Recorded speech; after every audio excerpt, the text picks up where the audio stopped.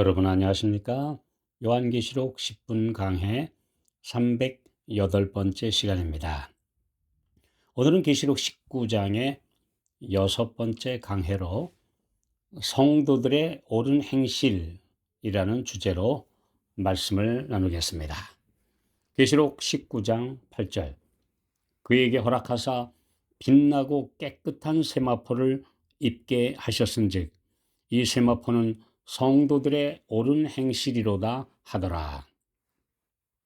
성경이 가르치는 가장 중요한 진리가 믿음으로 얻는 구원입니다.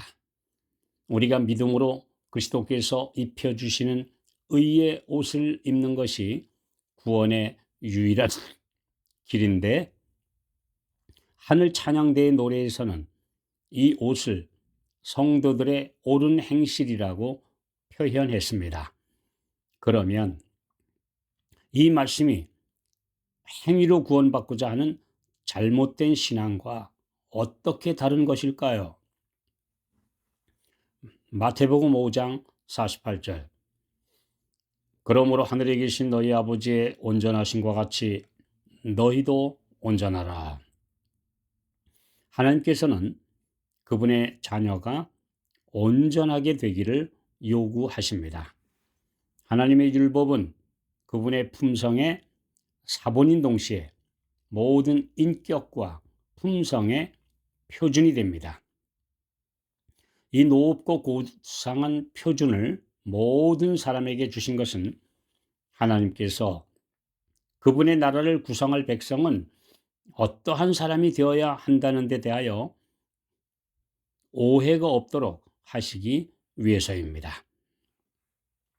그리스도께서 사신 지상의 생애는 하나님의 율법을 완전히 그분의 삶으로 표현하신 것이므로 하나님의 자녀라고 하는 성도들이 그리스도와 같은 품성을 가지게 될 때에는 하나님의 계명을 순종하게 될 것입니다.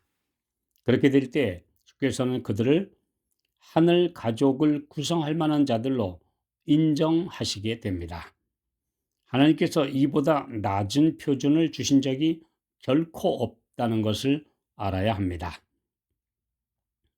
마지막 때 성도들이 받게 될 살아계신 하나님의 인은 그리스도와 같은 품성을 지닌 사람들에게만 찍힐 것입니다. 사람들의 모든 행위는 품성에서 비롯되기 때문에 그 품성이 거룩하게 된 성도들의 행동은 자연스럽게 옳은 행실을 하게 되어 있습니다. 그렇지만 이 옳은 행실이 그들 자신의 노력으로 한 것이라면 이는 절대로 의의 옷이 될 수 없습니다. 그리스도께서 전적으로 그의 마음에 임재하심으로 한 행동만이 의로 인정받습니다. 마태복음 5장 20절 내가 너희에게 이르노니 너희 의가 서기관과 바리새인보다 더 낫지 못하면 결단코 천국에 들어가지 못하리라. 율법주의 신앙은 사람을 하나님과 조화되게 하지 못합니다. 바리새인의 까다롭고 완고한 전통, 즉 회개와 온유와 사랑이 부족한 정신은 죄인들을 넘어지게 하는 장애물에 불과했습니다. 자신의 의식적이고 억지로 지키는 그런 행위를 내세우는 이런 의는 자신이 의롭다는 자만심이라는 더 큰 죄를 짓게 만듭니다. 그들은 맛을 잃은 소금과 같았습니다.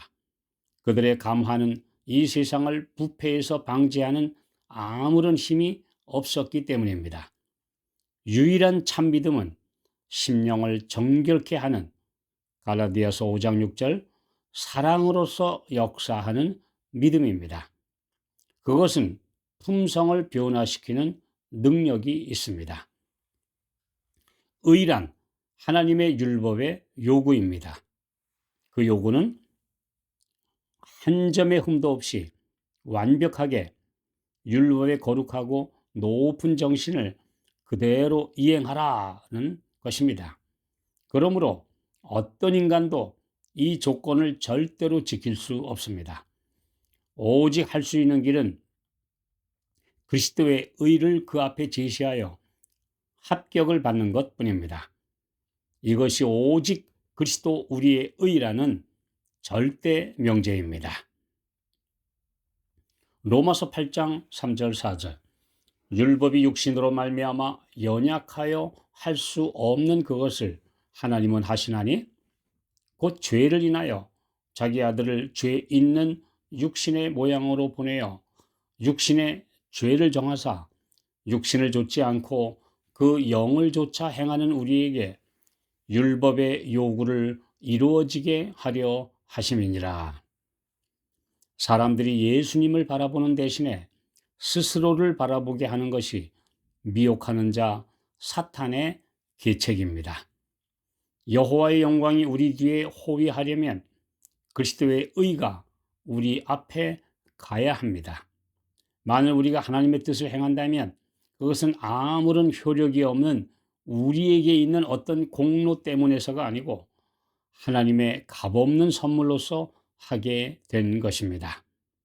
성령의 감화가 아니면 본성적으로 죄로 기울어지는 성향을 가진 인간은 결코 선을 행할 수 없습니다.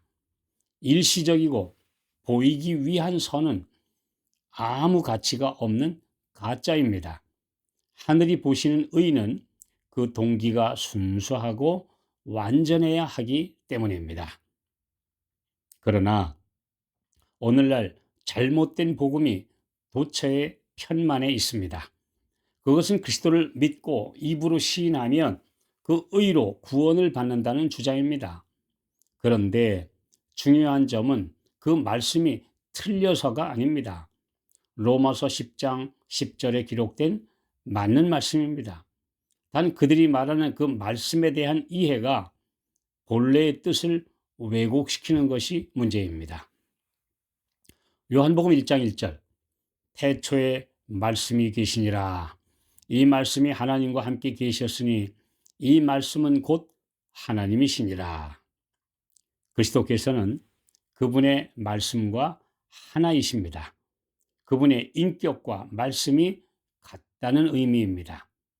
그분께서는 우리 인간처럼 그분의 말씀과 인격이 따로따로이지 않습니다. 그분이 말씀으로 천지를 지으신 것은 곧 그분의 능력과 본성이 말씀과 함께 역사하셨기 때문입니다. 사람들이 흔히 생각하는 말의 개념과 성경이 말씀하는 말의 개념이 전적으로 다릅니다. 그렇기 때문에 그리스도를 마음으로 믿고 우리의 말로 시인한다는 것은 그분을 우리 마음의 주인으로 받아들이는 것을 의미합니다. 우리의 입술이 그분의 것이 됨을 가리키는 말씀이며 우리의 손과 발도 그분의 손이 되고 발이 되어 그분의 일을 대행하게 된다는 의미입니다. 이것은 그리스도를 마음의 주인으로 모시는 높은 표준을 제시하시는 말씀입니다. 비록 우리가 우리의 육신이 연약하여 마음의 감동을 그대로 실천하지 못하는 일이 비일비재하지만 매일 회개로 주님의 의를 주장하면서 주님께로 더 가까이 다가가는 것이 올바른 신앙 고백입니다. 이런 신앙생활을 하는 사람들의 삶이 어찌 변화되지 않겠습니까? 가식적이고 말로만의 신앙과는 전혀 다릅니다. 이는 우리가 올라가야 할 높고 고상한 표준입니다. 계시록 7장 14절 보좌 앞에 설 성도들은 어린 양의 피에 그 옷을 씻어 희게 하였느니라. 이런 성도들로 구성된 집합체인 교회가 그들의 흠없는 품성에서 행한 옳은 행실로 짜여진 옷을 입게 됩니다. 그리하여 깨끗하고 빛나는 의의 옷을 입고 그날 어린 양의 혼인 예식에 신부로 입장하게 될 것입니다. 그러므로 오늘날 성도들은 자아를 굴복시키고 오직 예수님만 나타나는 삶을 목표로 계속해서 향상해야 합니다.